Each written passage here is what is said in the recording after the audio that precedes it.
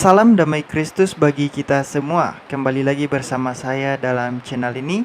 Saya ucapkan selamat datang dan selamat bergabung bagi saudara-saudaraku yang baru bergabung dalam channel ini.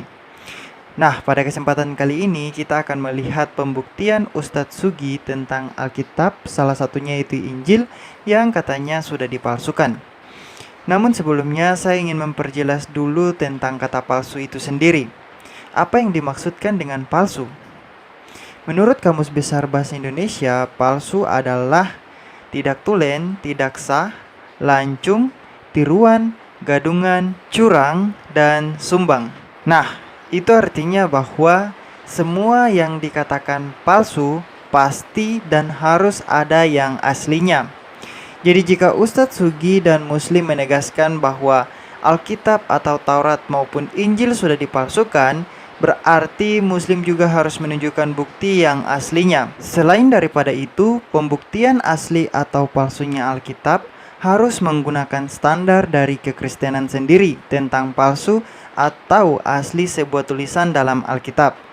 Pertanyaannya adalah, apakah Ustadz Sugi maupun Muslim tahu tentang standar untuk menilai kepalsuan atau keaslian sebuah tulisan dalam kekristenan?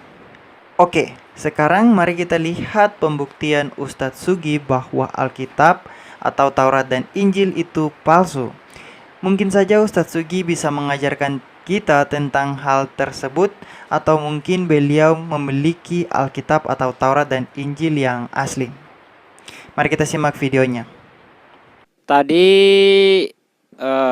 rekan ini bertanya di mana Injil itu dipalsukan. Dia menjawab pakai Quran, saya akan menjawab menggunakan Alkitab. Ya. Dia bertanya di mana Injil dipalsukan. Oke. Kita lihat.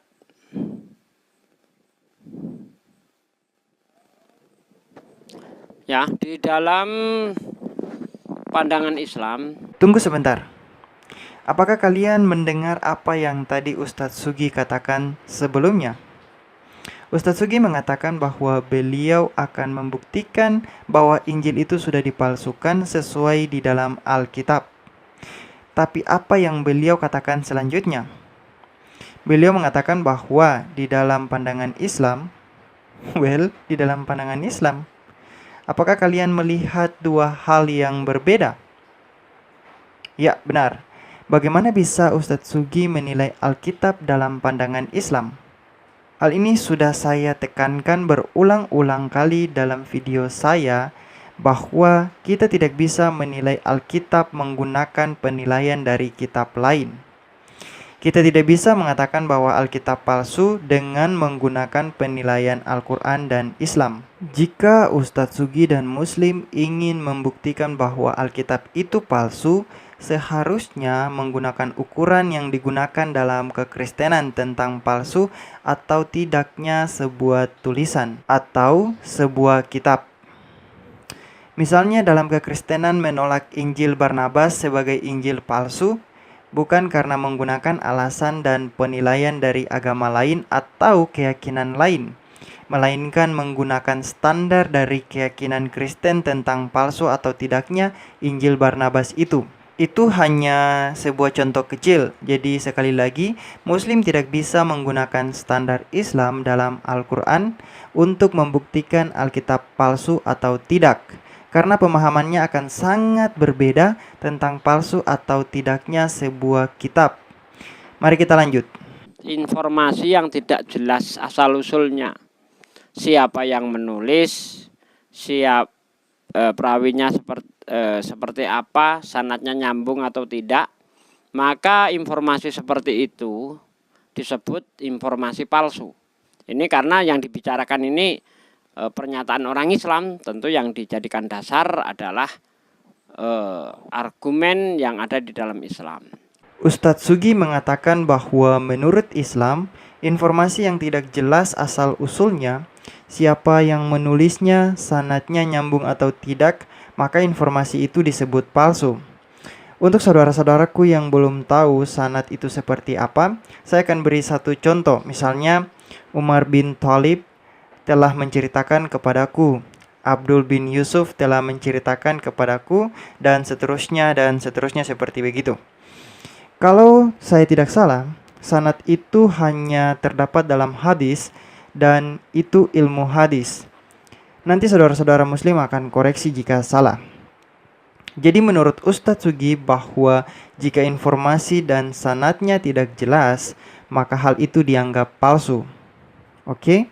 Sebelum kita lanjut untuk pembuktian Ustadz Sugi tentang kepalsuan Alkitab atau Injil ini, saya ingin menggunakan standar Islam yang diucapkan Ustadz Sugi tadi untuk menilai Al-Quran dan hadis.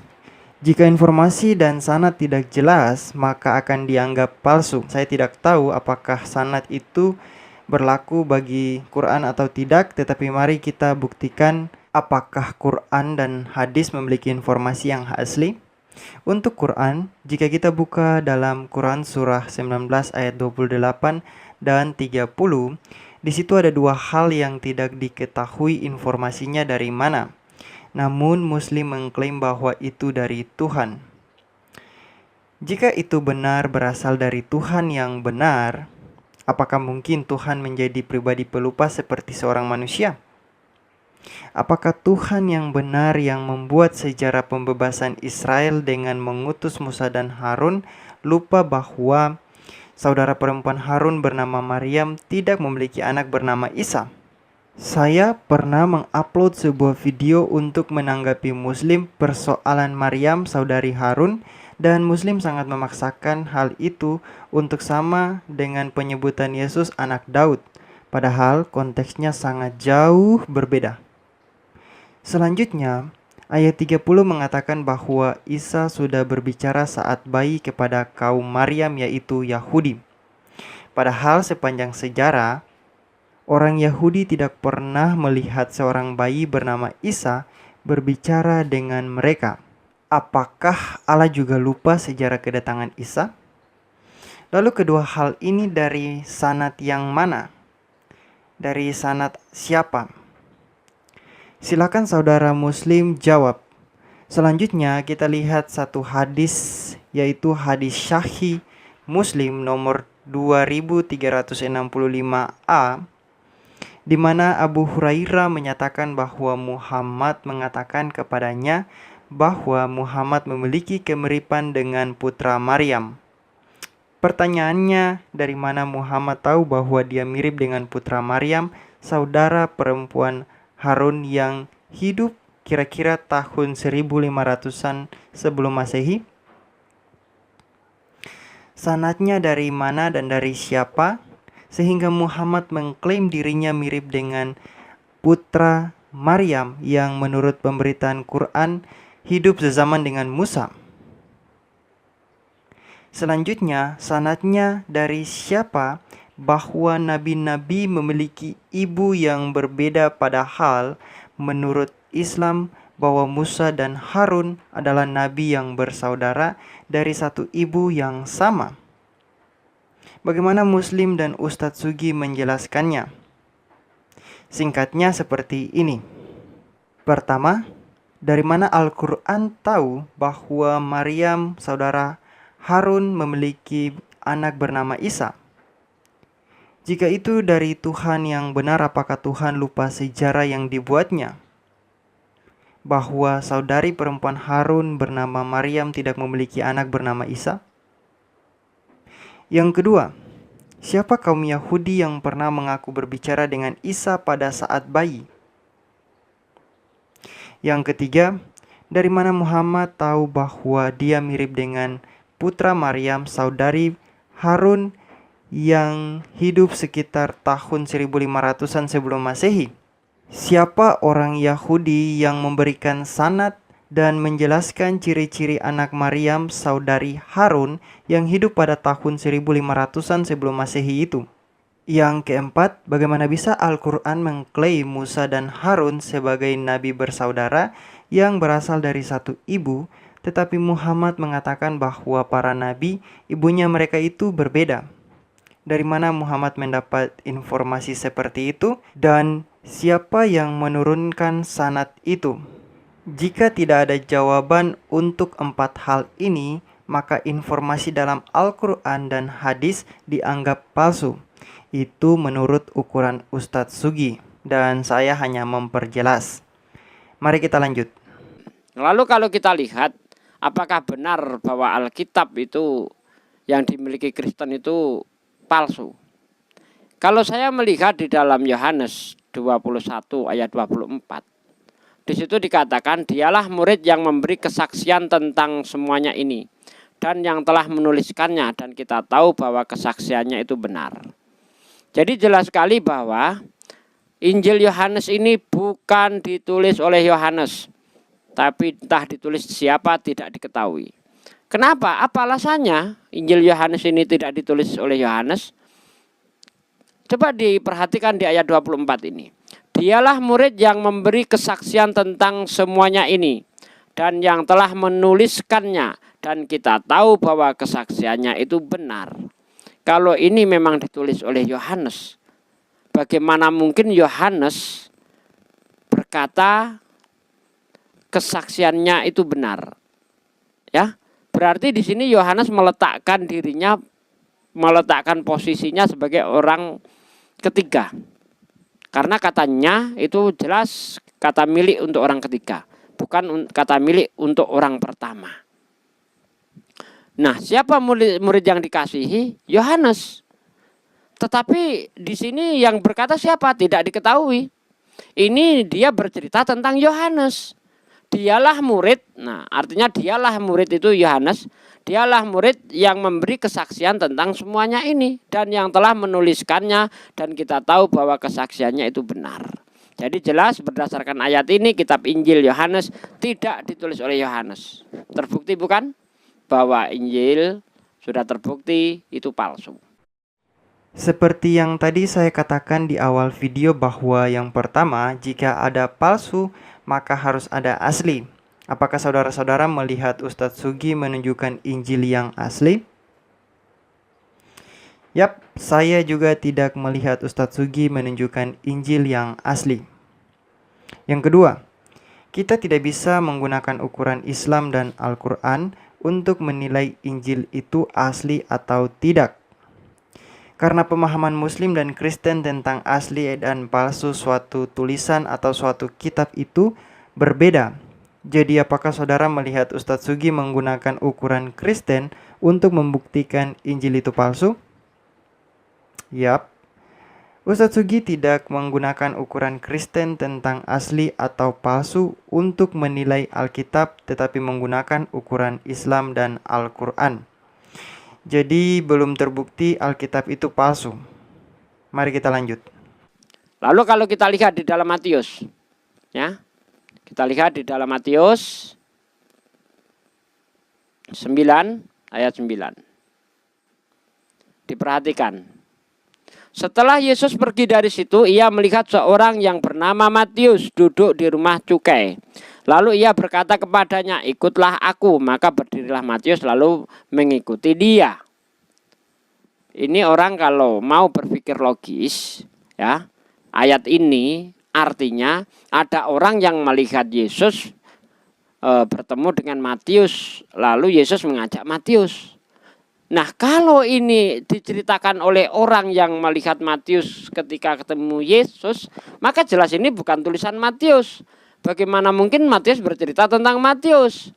Setelah Yesus pergi dari situ, ia melihat seorang yang bernama Matius duduk di rumah cukai. Lalu ia berkata kepadanya, nya siapa? Matius. Masuk Matius menyebut dirinya nya. Seperti yang di dalam Yohanes tadi, nya. Nya itu kata ganti milik orang ketiga, bukan kata ganti milik orang kedua. Jadi jelas bahwa ini bukan tulisan Matius. Apakah saudara-saudara sudah melihat Injil yang asli? Saya juga belum melihatnya. Coba kita lanjut lagi, siapa tahu Ustadz Sugi akan menunjukkan Injil yang asli. Lalu kalau kita lihat Lukas. Bagaimana Lukas? Lukas 1 ayat 1. Diperhatikan.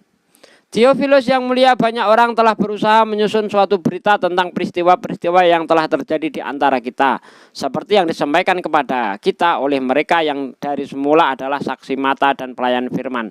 Karena itu, setelah aku menyelidiki segala peristiwa itu dengan seksama dari asal mulanya, aku mengambil keputusan untuk membukanya dengan teratur bagimu. Jadi jelas di sini ya. Injil Lukas itu ditulis hanya berdasar dari kesaksian orang-orang. Kesaksian orang itu siapa? Harus diketahui. Kalau tidak diketahui, informasi seperti ini juga termasuk informasi palsu. Karena tidak diketahui siapa yang memberi informasi kepada Lukas. Siapa saksinya kalau Lukas itu diberi informasi. Jadi informasi itu harus jelas gitu ya. Makanya kalau kita lihat dengan ilmu hadis, informasi ini informasi palsu. Karena tidak jelas asal-usulnya, tidak jelas sanadnya, tidak jelas perawinya, begitu. Apakah Ustadz Sugi sudah menunjukkan Injil yang asli? Sayang sekali saya juga belum melihat Injil yang asli yang ditunjukkan oleh Ustadz Sugi. Jadi kesimpulannya adalah Ustadz Sugi gagal total membuktikan kepalsuan Injil, tetapi Ustadz Sugi malah membuat banyak pertanyaan pada Al-Quran dan hadis, yang pada akhirnya membuat Al-Quran dan hadis sangat diragukan, dan saya yakin dari kekekalan sampai kekekalan seperti kata verbum veritatis. 4 pertanyaan yang saya tanyakan di atas tidak akan pernah dijawab oleh Muslim siapapun. Bahkan bukannya mau sombong, tetapi menurut saya Tuhannya mereka pun tidak akan bisa menjawab hal itu. Kenapa saya yakin? Karena dari sekian banyak video saya yang bertanya tentang Al-Quran, saya hanya mendapatkan hinaan dari Muslim, bukan mendapat jawaban sesuai Al-Quran. Saya akan ulangi pertanyaan yang tadi dan silakan saudara Muslim jawab sesuai Al-Quran dan hadis, karena menurut Ustadz Sugi bahwa Al-Quran bisa hidup tanpa Alkitab. Baik ditulis di dalam Alkitab atau tidak mengenai nubuat Nabi Muhammad nggak ngaruh bagi umat Islam. Karena bagi umat Islam apa yang diceritakan dalam Al-Quran, diceritakan dalam hadis sudah cukup. Karena bagi umat Islam apa yang diceritakan dalam Al-Quran, diceritakan dalam hadis sudah cukup. Jadi Muslim dilarang menggunakan Alkitab untuk menjawab. Ini pertanyaannya. Yang pertama, dari mana Al-Quran tahu bahwa Maryam saudari Harun memiliki anak bernama Isa? Jika itu dari Tuhan yang benar, apakah Tuhan lupa sejarah yang dibuatnya? Yang kedua, siapa kaum Yahudi yang pernah mengaku berbicara dengan Isa pada saat bayi? Yang ketiga, dari mana Muhammad tahu bahwa dia mirip dengan putra Maryam, saudari Harun, yang hidup sekitar tahun 1500-an sebelum Masehi? Siapa orang Yahudi yang memberikan sanadnya dan menjelaskan tentang ciri-ciri putra Maryam, saudari Harun tersebut yang hidup pada tahun 1500-an sebelum Masehi? Atau dengan kata lain hidup sezaman dengan Musa? Yang keempat, bagaimana bisa Al-Quran mengklaim Musa dan Harun sebagai nabi bersaudara yang berasal dari satu ibu, tetapi Muhammad mengatakan bahwa nabi-nabi ibunya itu berbeda? Dari mana Muhammad mendapat informasi tersebut? Oke, itu saja dari saya. Jangan lupa like, komen, dan share supaya saya mendapat jawabannya dari Muslim. Sekian, sampai jumpa di video selanjutnya. Tuhan Yesus memberkati.